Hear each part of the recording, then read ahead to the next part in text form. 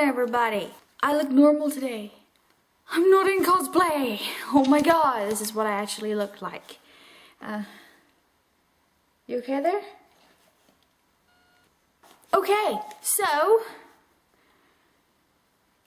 Can you not? So, this is my dog Bailey, if you haven't already seen. You're absorbing the light! Get out of here!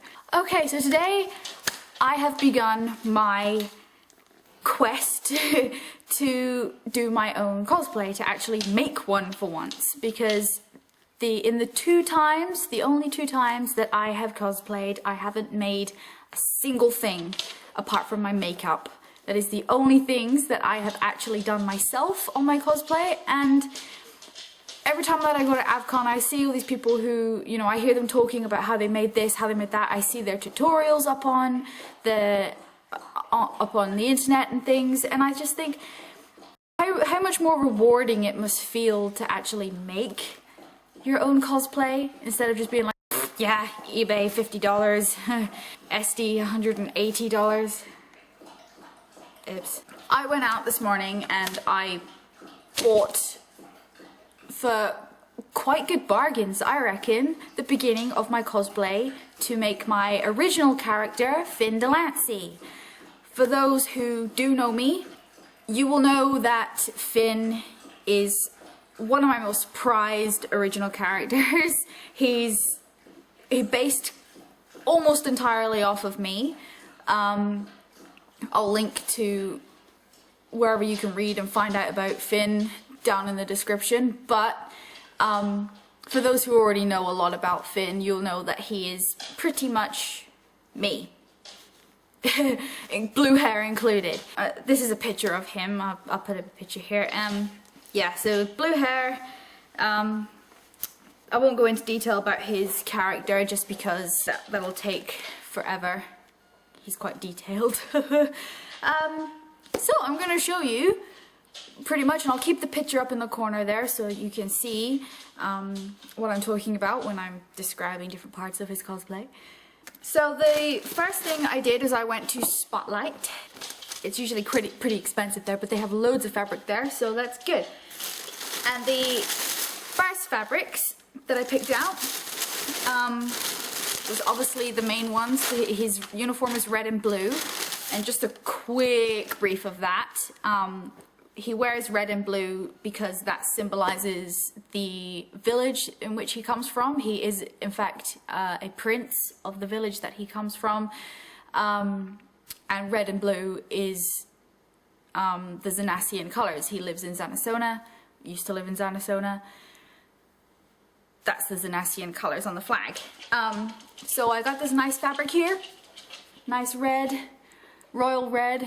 It was actually listed under fire red.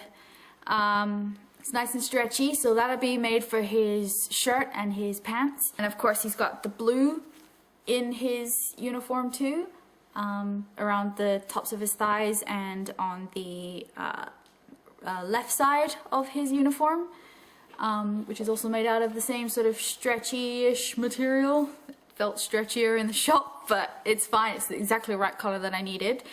Then we have his gloves and this scarf thing that he wears, the little neck scarf, which is a royal blue color.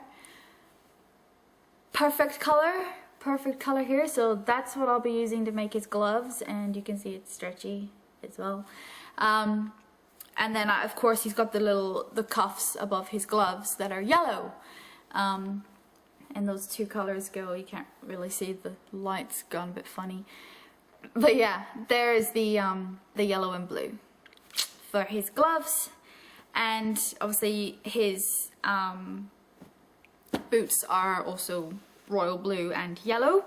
So for all of these fabrics, I've got like 1 meter by, or 150 centimeters by 100 meters of these, and then I pretty much got like 1 meter by meter of this and 1 meter by meter of that. Oh my god, Spider-Man, Spider-Man. All of those together cost me $43, and I think I've pretty much got more than enough than I need to work with here.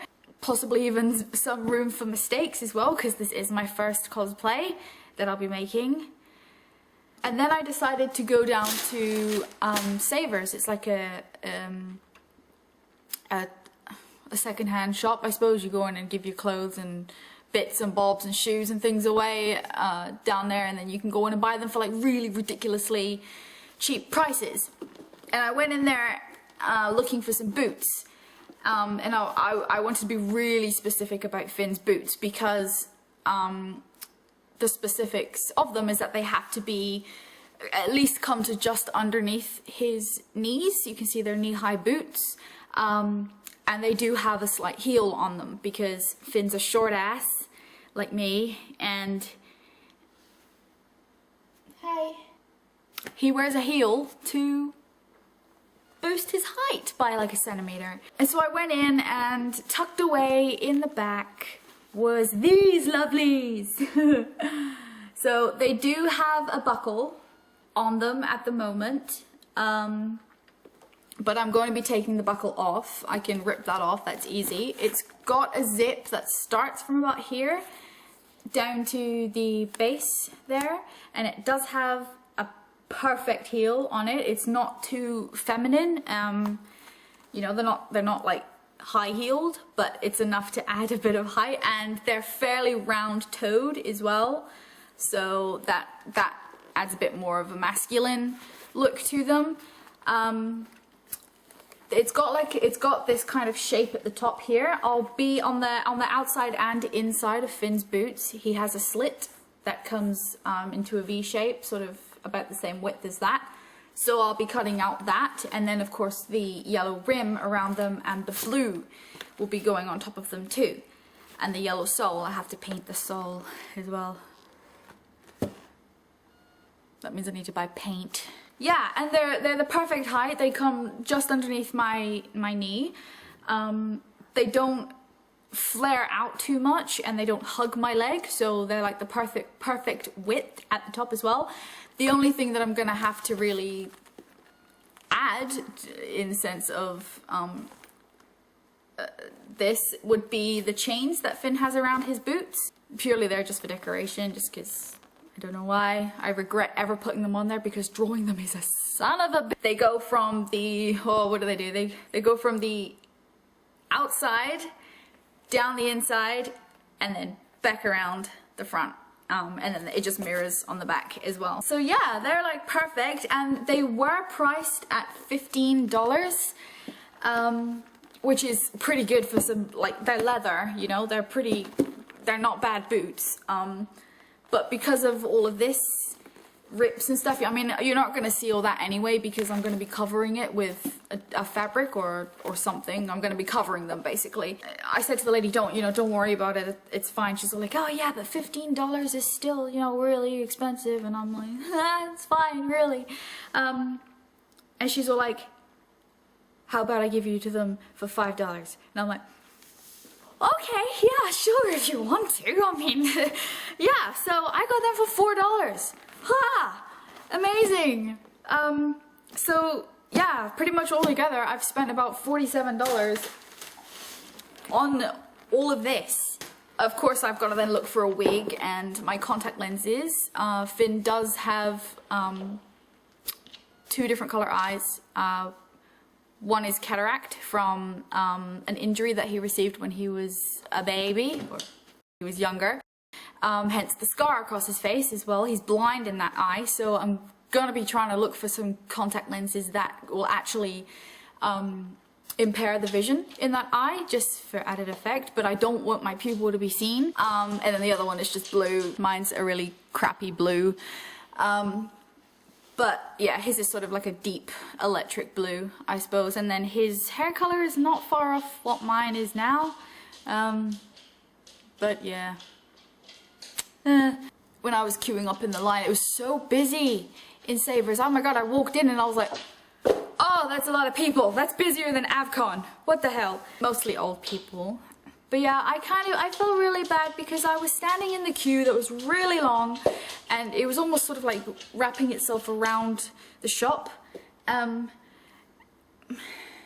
you stop interrupting me? And I was I was stood right at the back, and then I got all the way to the front, and I was like a couple of people away from being served, and I was watching this lady. That sounds creepy, but I was watching, I was people watching, and this lady was looking at clothes, and her basket was full of clothes, and as she sort of moved her basket forward, something's gone and fallen out of her basket, and I'm looking and I'm thinking, oh, she hasn't noticed that. And I consider myself as a good person, you know, I like to help people. And I'm stood in the line, and I'm just like, and I'm looking back, and I can see the queues like even bigger now than when I started, and I'm just like, I really want to tell that lady that she's losing some of her clothing. And I was like, ah, she started walking away, and I'm like, I'm a bad person. Yeah, and then the lady gave me discount, and I'm like, oh my god, karma's gonna hit me so badly. So I left the shop feeling really terrible. I'm pulling out of the car park, and I'm thinking, oh my god, like, that lady's gonna miss out on some clothing. I'm such a bad person. I'm driving through the car park, and there's a little old lady. She's like crossing the street, and I'm just like, hurry up, please. But I didn't hit her. I kept calm, and I didn't hit the old lady, so I thought, that makes up for it. That makes up for me not helping that lady in the store. I'm a good person. I don't usually hit old ladies. I'm not a bad person.